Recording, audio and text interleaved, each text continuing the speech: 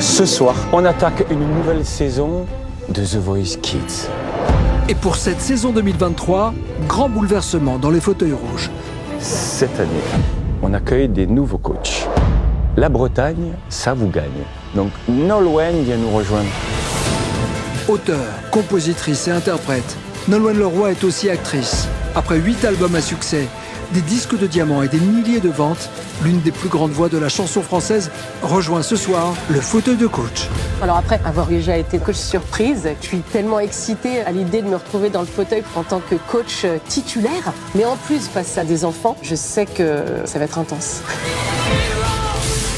L'autre coach qui vient nous rejoindre cette année, c'est Slimane.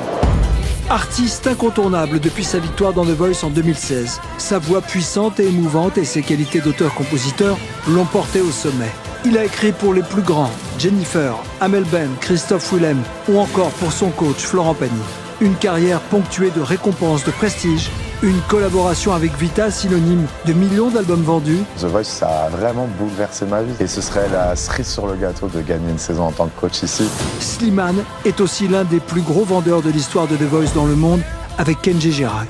C'est le grand retour du gagnant de la saison 3.